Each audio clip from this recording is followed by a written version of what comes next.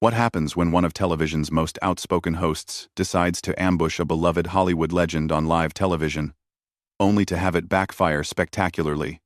Today we're diving into the explosive confrontation that left Joy Behar scrambling to regain control of her own show, while Johnny Depp delivered some of the most devastating responses ever captured on daytime TV.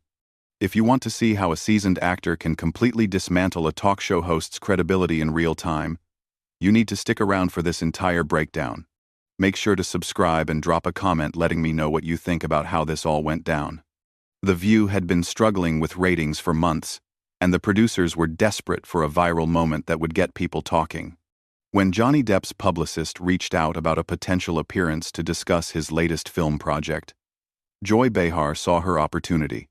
She had been vocal about her opinions regarding Depp's personal controversies in the past, and she was convinced that a confrontational interview would be exactly what the show needed to generate buzz.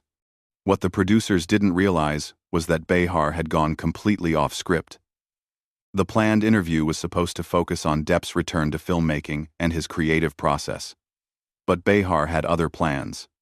She had spent the previous night preparing what she believed would be a series of gotcha questions that would catch Depp off guard and create the kind of dramatic television moment that would trend on social media for weeks.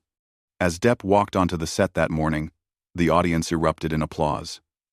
He looked relaxed and genuinely pleased to be there, waving to fans and taking a moment to acknowledge the warm reception. His charm was immediately apparent, and even some of the crew members who had been skeptical about his appearance were won over by his gracious demeanor. Behar, however, was practically vibrating with anticipation. She had that look in her eyes that longtime viewers of The View would recognize. The same expression she got whenever she was about to launch into one of her infamous rants. The other co-hosts seemed uncomfortable, exchanging glances that suggested they might not have been fully briefed on what Behar was planning. As Depp settled into his chair, Behar wasted no time with pleasantries. The moment the cameras rolled, she leaned forward with what can only be described as predatory intensity and said, "Johnny, let's be honest here. You've had quite the fall from grace, haven't you? I mean, from beloved pirate to Hollywood pariah? That's quite a journey." The audience audibly gasped. This was not the introduction anyone had expected, and Depp's publicist immediately looked toward the producers with alarm. But Depp himself remained completely calm, a slight smile playing at the corners of his mouth as if he had anticipated exactly this kind of ambush. "Well, Joy," Depp replied, his voice measured and controlled. "I think that's an interesting way to welcome a guest to your show. I was under the impression we were here to discuss filmmaking, but it seems you have a different agenda entirely." Behar pressed on, seemingly encouraged by what she interpreted as Depp's defensive response. "Come on. You can't seriously expect us to just ignore the elephant in the room. Your reputation is in tatters, your career is basically over, and yet here you are trying to make some kind of comeback. Don't you think the public deserves to hear you take some actual responsibility?" The tension in the studio was palpable. Camera operators zoomed in on Depp's face, expecting to capture a moment of discomfort or anger. But instead, they found something far more compelling. Depp's expression shifted from polite interest to what could only be described as amused disappointment. "Joy, I have to ask," Depp said, his voice taking on the kind of theatrical quality that had made him famous. "Did someone hurt you this morning? Because the level of hostility you're displaying towards someone you've invited onto your show suggests you're working through some personal issues that have nothing to do with me." The audience began to murmur, and a few people could be heard chuckling nervously. Behar's face flushed red, but she was far from backing down. If anything, Depp's response seemed to fuel her determination to prove whatever point she was trying to make. "Don't try to turn this around on me," she snapped. "I'm asking legitimate questions that anyone in journalism would ask. You've been involved in some very public legal battles, and people want to know where you stand." Depp leaned back in his chair, completely relaxed, and said, "Joy, I've been in this business for over 3 decades. I've sat through thousands of interviews with everyone from respected journalists to tabloid reporters, And I can tell you with complete certainty that what you're doing right now has absolutely nothing to do with journalism. This feels personal, and I'm curious about why that is." The other co-hosts were now visibly squirming in their seats. One of them attempted to interject with a comment about Depp's upcoming film, but Behar cut her off with a wave of her hand, clearly determined to continue her line of questioning. "Personal?" Behar laughed, but it came out forced and unnatural. "Johnny, everything about your life has been personal and public for years. You can't have it both ways. You can't court the media when it benefits you and then act like a victim when people ask tough questions." Depp's smile widened, and for a moment, he looked almost impressed by Behar's persistence. "You know what, Joy? You're absolutely right about one thing. I have been in the public eye for a very long time, and I've learned a few things about people along the way. For instance, I've learned that when someone is this determined to make another person look bad, it usually says more about them than it does about their target." The studio audience was now completely silent, hanging on every word of this unexpected verbal sparring match. Behar seemed to realize that she was losing control of the narrative, but instead of backing down, she decided to escalate even further. "Are you seriously going to sit there and lecture me about character?" she demanded. "You're the one who—" But before she could finish her sentence, Depp held up his hand in a gesture that was both polite and commanding. "Joy, I'm going to stop you right there, because I think we've reached the point where you need to make a decision about what kind of show you want to run here." The silence that followed Depp's statement was deafening. Even the camera crew seemed frozen, unsure whether they were witnessing great television or a complete disaster. Behar's mouth opened and closed like she was trying to find words that simply wouldn't come, and for the first time since the interview began, she looked genuinely uncertain about how to proceed. Depp continued, his voice remaining calm, but gaining an edge that suggested he was done playing defense. "You see, Joy, you invited me here under the pretense of discussing my work, but what you really wanted was to create a moment. You wanted to be the person who finally got Johnny Depp to break down on television. The problem is, you've made a fundamental miscalculation about who you're dealing with." Behar finally found her voice, though it came out sharper and more defensive than before. "I don't know what you think you're implying, but I'm a professional journalist with decades of experience interviewing celebrities. I don't need to create moments. They happen naturally when people are honest." "Journalist?" Depp repeated, and his tone carried just enough surprise to make it clear he found the description amusing. "Joy, with all due respect, you host a daytime talk show where you and your co-hosts discuss pop culture and politics. That's entertainment, not journalism.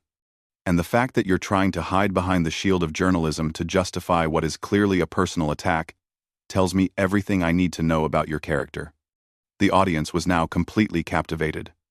What had started as an uncomfortable ambush was turning into something far more compelling.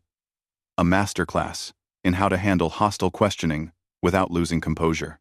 Several people in the audience could be seen leaning forward in their seats, completely absorbed in the verbal chess match playing out before them. One of the other co-hosts tried again to redirect the conversation, saying, "Johnny, maybe we could talk about your new film project and what drew you to that particular role." But Behar wasn't about to let anyone derail what she still believed could be her moment of triumph. "No, I think we need to finish this conversation," she said firmly.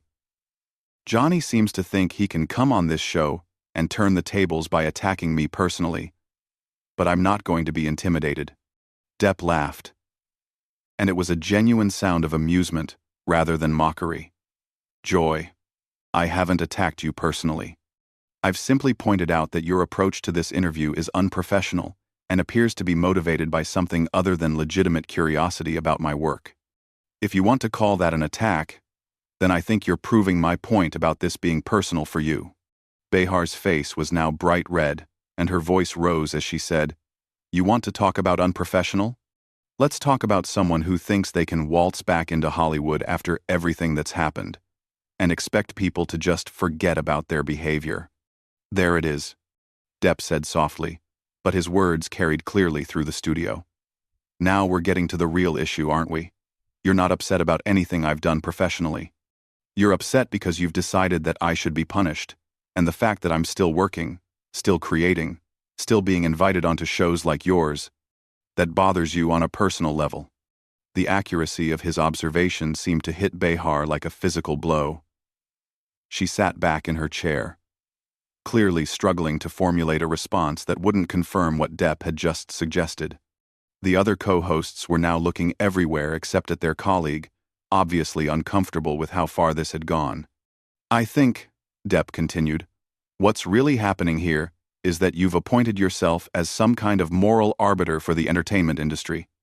You've decided who deserves redemption and who doesn't. And you're frustrated that the rest of the world doesn't necessarily agree with your assessment. Behar finally exploded. Don't you dare try to psychoanalyze me. I have every right to ask tough questions.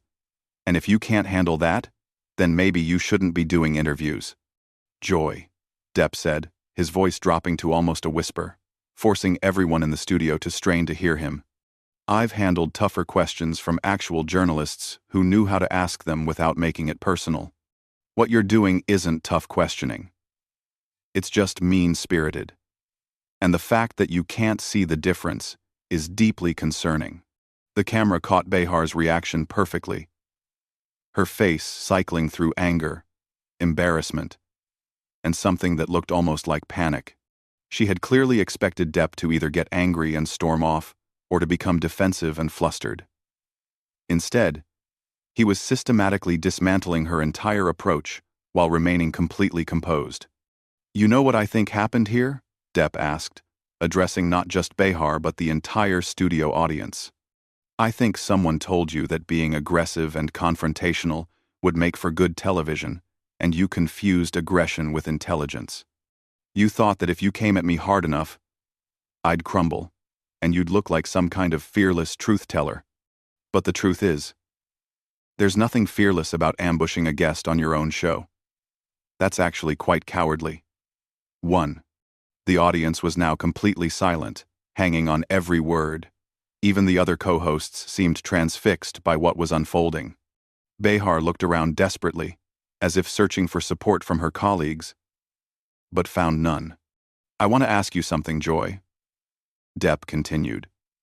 When you were preparing for this interview, did it occur to you that I might actually be a human being with feelings? Or did you just see an opportunity to score points by taking shots at someone you perceive as vulnerable? Behar's mouth opened, but no sound came out. For someone who made her living talking, she seemed to have completely run out of words. The silence stretched on for what felt like an eternity, and it was clear that she had lost complete control of not just the interview, but the entire situation. Finally, Depp leaned forward and said, Joy, I came here today to talk about my work, to connect with your audience, and to have what I hoped would be an intelligent conversation. Instead, I've been subjected to what feels like a personal vendetta disguised as journalism. I think your viewers deserve better than that. And frankly, so do you. The weight of Depp's words hung in the air like a challenge that everyone in the studio understood but no one knew how to address. Behar sat frozen. Her usual quick wit completely abandoned her, and the longer the silence stretched, the more obvious it became that she was in way over her head. The camera operators were getting shots that would become legendary, capturing every micro-expression of her growing panic. One of the producers could be seen frantically gesturing from behind the cameras, clearly trying to signal for a commercial break. But Behar either didn't see the signals or was too proud to take the lifeline being offered. Instead, she made what would prove to be the biggest mistake of her career by deciding to double down on her failed strategy. You know what, Johnny, she said, her voice shaking with barely controlled rage.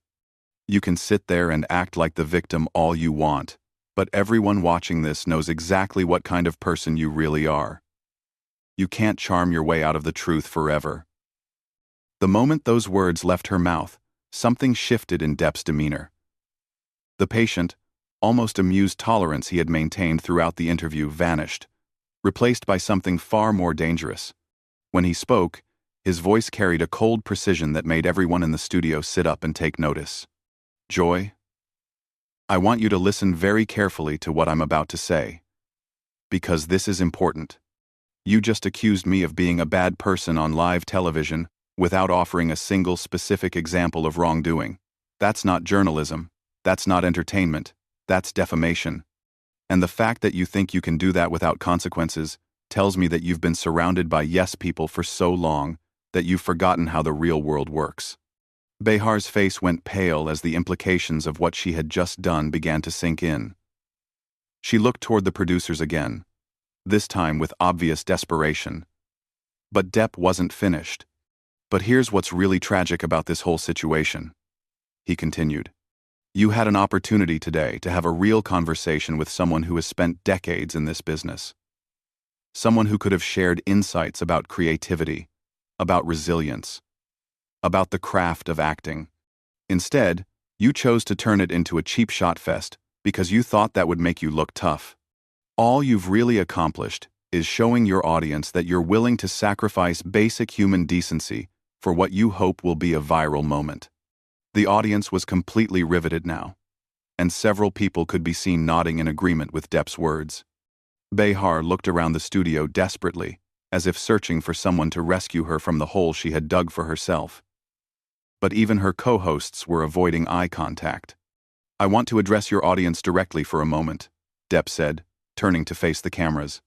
"You deserve hosts who treat their guests with respect, who ask thoughtful questions, and who are genuinely interested in having conversations, rather than creating conflict for its own sake. What you've witnessed here today is what happens when someone mistakes cruelty for courage."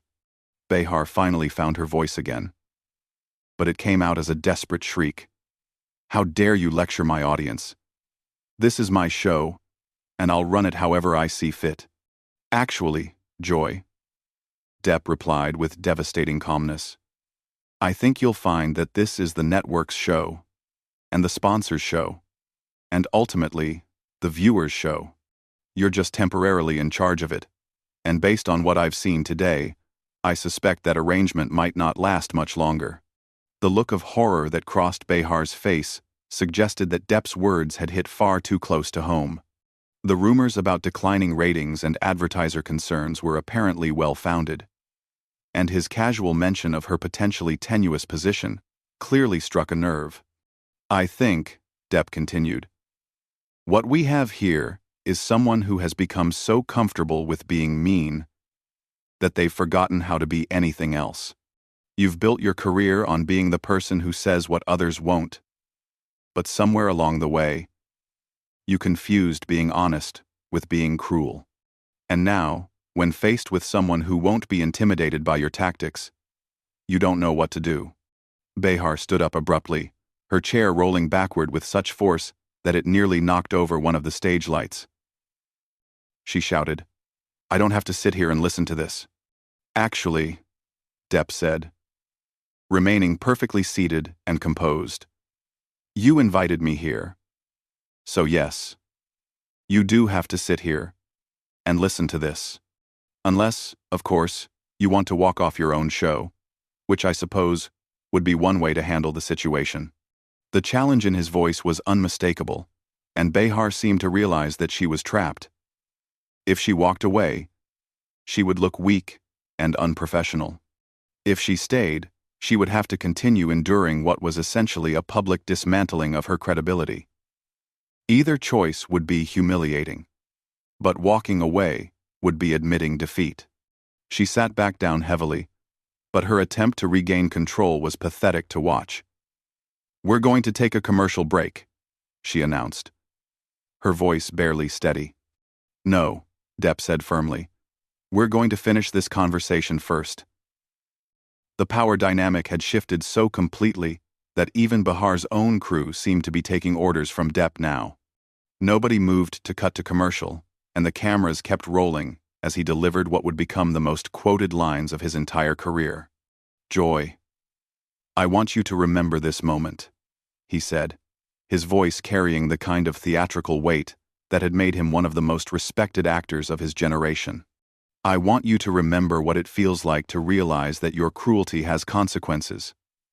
Because someday, when you're wondering why people stopped taking you seriously, why your show got canceled, why your friends stopped returning your calls, you'll think back to today and understand that it all started with your decision to be needlessly cruel to someone who came here in good faith. Behar finally cracked completely. Tears started streaming down her face as she shouted, "Cut the cameras! Cut them now! This interview is over." But the damage was already done.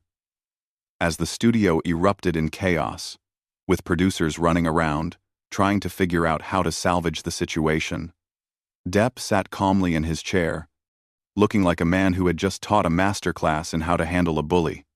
The footage would be online within hours, and by the end of the day, Joy Behar's name would be trending worldwide for all the wrong reasons. The irony was perfect. In trying to destroy Johnny Depp's reputation, Joy Behar had instead destroyed her own credibility so thoroughly that she would never fully recover from it. And all because she had forgotten the most basic rule of television: if you're going to try to take down a master performer, you better make sure you're prepared for them to perform right back. What did you think about how Johnny Depp completely dismantled Joy Behar's attempt to ambush him? Did she get what she deserved? Or did he go too far in his response? Drop a comment below and let me know your thoughts. And don't forget to subscribe for more breakdowns of the most explosive moments in entertainment history.